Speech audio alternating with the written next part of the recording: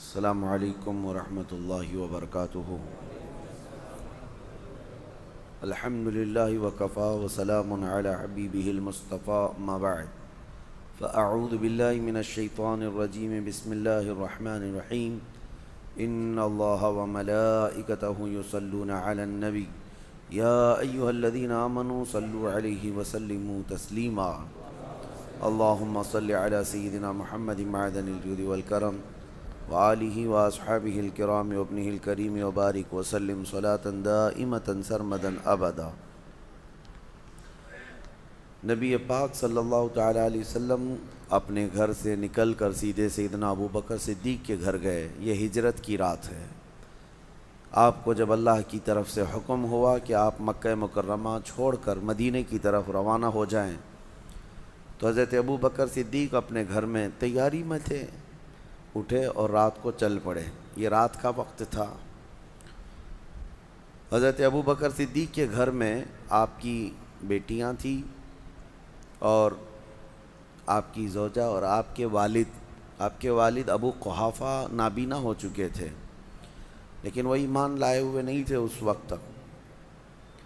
حضرت ابو بکر صدیق نے صرف اپنی بیٹی حضرت اسماء سے کہا تھا کہ ہم سفر پر جا رہے ہیں، بابا کو کہنا مت اور اپنا خیال رکھنا۔ تو کچھ چیزیں حضرت ابو بکر صدیق نے ایک گٹھری میں پتھر سب ڈال کر باندھ کر ایک طاق میں رکھ دیا کہ انہیں پتہ تھا کہ ان کے والد جو ہے یہ پوچھیں گے کہ ابو بکر سارے پیسے بھی گھر سے لے کر کے گیا ہے۔ تو حضرت اسماء جو ہے اس کام پر تھیں کہ اپنے دادا بوڑھے تھے، وہ دوسرے دن جب ان کو پتہ چلا کہ حضرت ابو بکر گھر پر نہیں ہیں اور جا چکے ہیں، تو وہ آئے اور اپنی پوتی اسماء سے کہا کہ دیکھو ذرا کہ ابو بکر سارا سامان لے کے تو نہیں گیا۔ تو پتھروں کی گٹھری جو رکھی ہوئی ہوتی، حضرت اسماء جو ہے اپنے دادا کا ہاتھ لے جا کر وہاں لگاتی، کہتی سارا سامان یہی ہے، یہاں رکھا ہوا ہے، بندھا ہوا ہے، آپ بے فکر رہیں۔ یہ نبی پاک صلی اللہ تعالیٰ علیہ وسلم پر سب کچھ لٹانے والا گھرانہ تھا حضرت ابو بکر کا۔ حضرت ابو بکر حضور کے ساتھ نکل تو گئے، لیکن جو ڈائریکشن میں جانا تھا، کیونکہ مدینے جا رہے تھے، حضرت ابو بکر صدیق نے ہی عرض کیا یا رسول اللہ صلی اللہ علیہ وسلم، ہمارے نکلتے ہی مکہ میں شور مچ جائے گا اور سارے لوگ ہماری تلاش میں نکل پڑیں گے، اور سب کو یہ معلوم ہوگا کہ ہم جائیں گے تو صرف مدینے ہی جائیں گے، کیونکہ ہمارے لیے سب سے بہترین سیف جگہ وہی ہے، سب کو پتہ ہے۔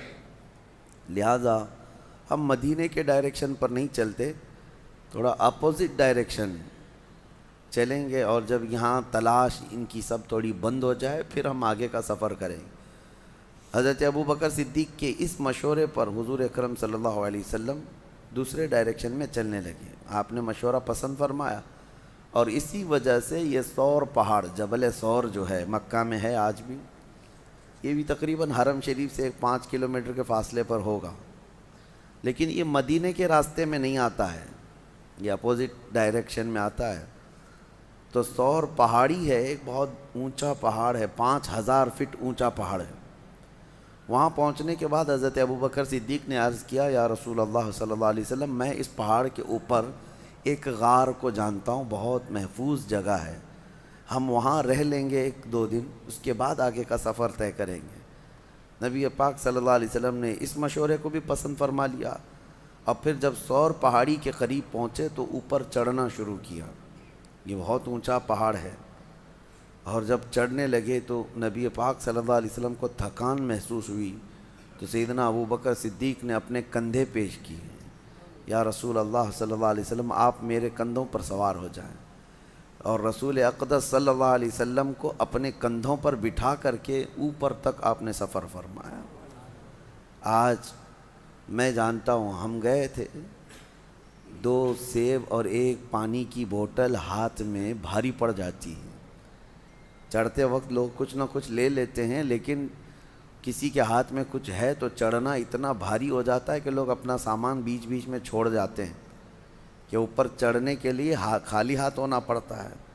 اس دن مجھے احساس ہوا تھا، جا کر کے آنے کے بعد کتنے دن تک تو پٹھے درد کرتے ہیں، تھوڑا تھوڑا تھوڑا کرتے کرتے کوئی چڑھان ہوتی ہے، کئی بار بیچ میں الٹی آ جاتی ہے، چکر آ جاتے ہیں، کوئی آج تک باضابطہ سیڑھیاں نہیں بنی ہیں، اسی طرح سے چڑھنا ہے۔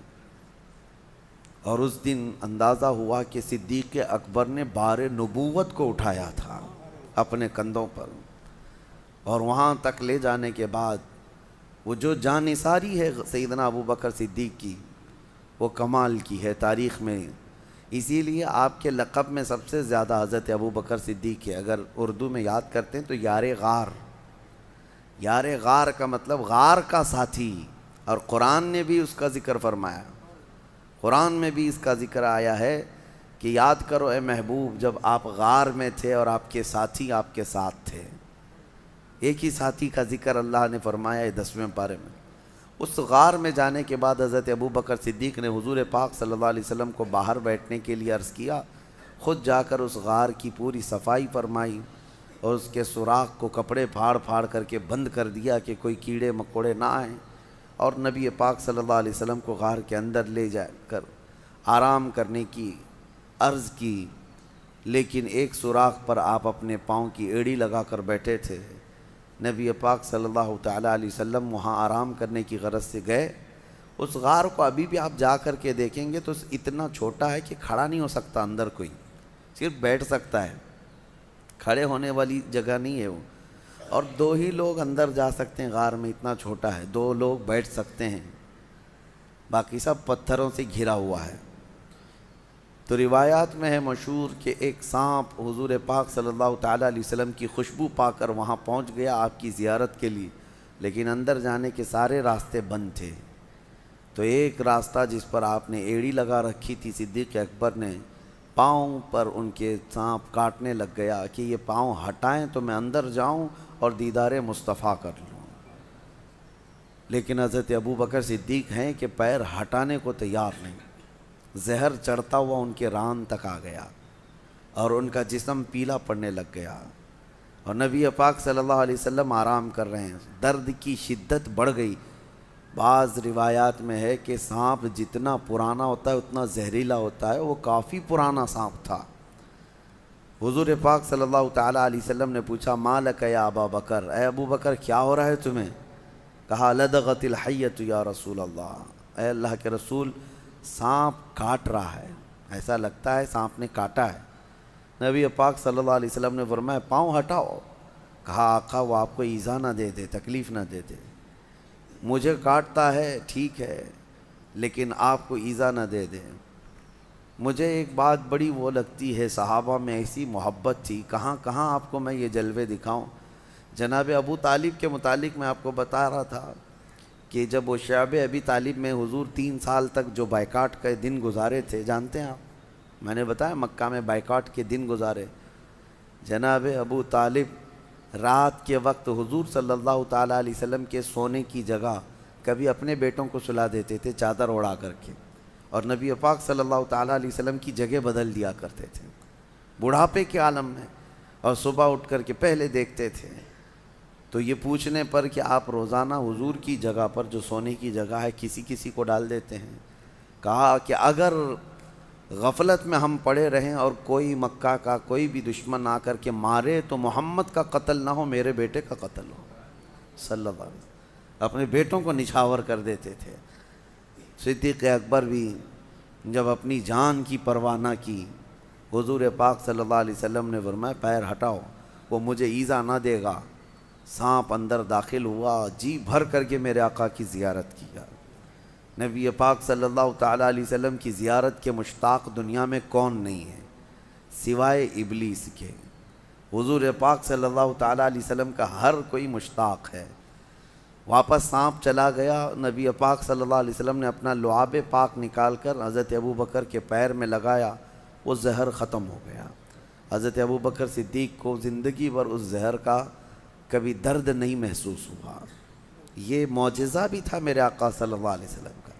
یقیناً وہ لمحہ مبارکہ میں اللہ نے شفا رکھی ہے، شفا رکھی ہے۔ ان کا نام پڑھ کر کے شہد کی مکھی شہد میں مٹھاس لاتی ہے تو خود اس منہ مبارک میں کتنی مٹھاس ہوگی۔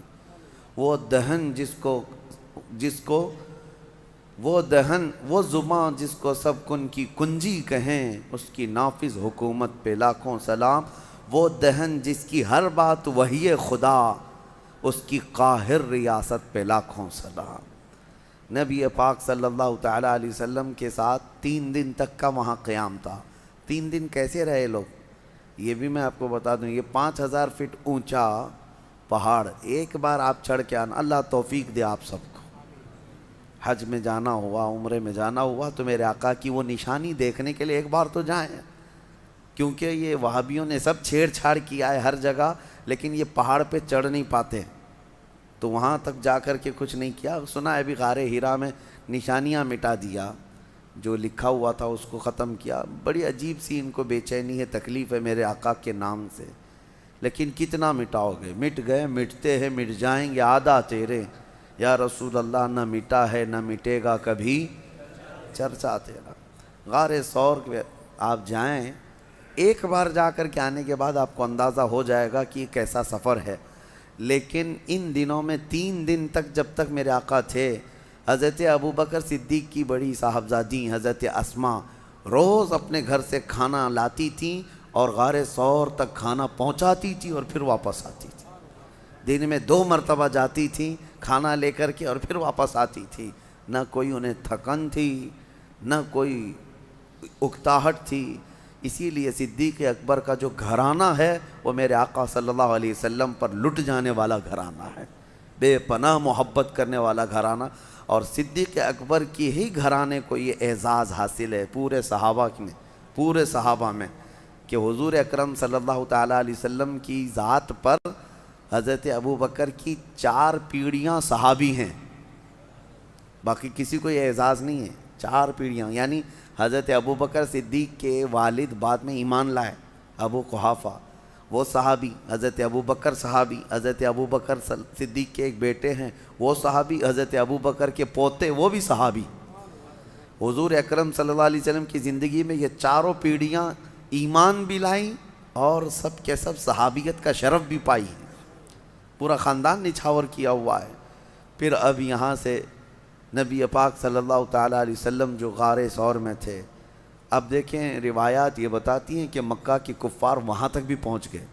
وہ پیروں کے نشان دیکھنے کے ماہر تھے عرب والے، کبھی اونٹنیوں کے پیر کے نشان ڈھونڈتے، کبھی لوگوں کے گئے ہوئے پیروں کے نشان ڈھونڈتے۔ عرب تو اس میں ماہر تھے، حتیٰ کہ وہ پیروں کے نشان دیکھ کر کے بتا بھی دیتے کہ کون سا خاندان گیا ہے یہاں سے، کون سے قبیلے والے لوگ گئے ہیں۔ اور جیسے کہ مشہور روایت یہ ہے، حضرت ابو بکر جو کہا جاتا ہے، ان کا جو نام ہے یہ مشہور جو ہوا ابو بکر۔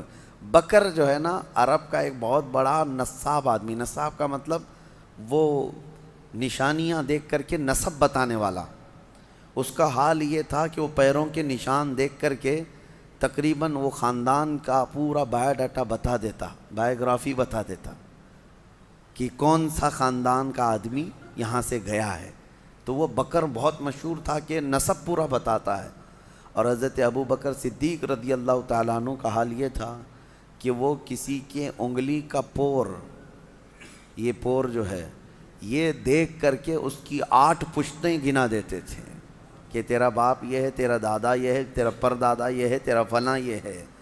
حضرت ابوبکر صدیق نسب کے اس میں اتنے ماہر تھے، اسی لیے آپ کو کہا گیا وہ تو بکر ہے جو ایک خاندان بتاتا ہے، یہ بکر کا باپ ہے جو 8 پشتوں تک بتا دیتا ہے، ابو بکر۔ تو حضرت صدیق اکبر رضی اللہ تعالیٰ عنہ کے ساتھ وہاں تھے، تو کفار جو ہے پیروں کے نشان ڈھونڈتے ڈھونڈتے وہاں تک پہنچ گئے۔ کہاں تک؟ پہاڑ تک بھی پہنچے، کیونکہ مکہ میں دوسرے ہی دن یہ اعلان ہو گیا تھا جو محمد اور ان کے ساتھی کو ڈھونڈ لائے گا اسے 100 اونٹ انعام میں دیے جائیں گے، 100 اونٹ دیے جائیں گے۔ اس زمانے میں 100 اونٹ کا مطلب یہ ہوا کہ 100 کار، یعنی آج کے زمانے میں جو کار ہے، کار کی جو قیمت ہے وہی اونٹ کی قیمت تھی اس وقت۔ جس کے پاس ایک کار ہے آج وہ ایک سواری والا سمجھا جاتا ہے، بڑے اچھے طبقے والا سمجھا جاتا ہے یا مڈل کلاس کا ہے، اور جس کے پاس اس سے زیادہ ہے تو وہ ہائی لیول کا آدمی ہے۔ اب 100 اونٹ، ابھی یہاں کوئی اعلان کر دے کہ 100 مرسیڈیز کسی کو ملیں گی، تو اسی سے آپ کو اندازہ ہو جائے گا 100 مرسیڈیز کا مطلب کیا ہے۔ تو اس زمانے میں سرخ اونٹ جو ہے وہ مرسیڈیز اور بڑی لگژری گاڑیوں کے مقابل میں مانے جاتے تھے۔ عام اونٹ الگ ہے، سرخ اونٹ یعنی لال رنگ کا اونٹ وہ لگژری اونٹ تھا، جس کے پاس ہوتا ہے وہ بڑے قسم کا آدمی۔ اور ویسے 100 اونٹ کا اعلان ہو چکا تھا مکہ میں کہ جو ڈھونڈ کر کے لائے گا اسے 100 اونٹ ملیں گے۔ آپ کو اونٹوں کی اہمیت ابھی نہیں معلوم، ضرورت آپ کو نہیں پڑتی ہے، لیکن اس وقت کی سواری بھی وہی تھی، ان کی سفر کا سارا دار و مدار اس پر تھا۔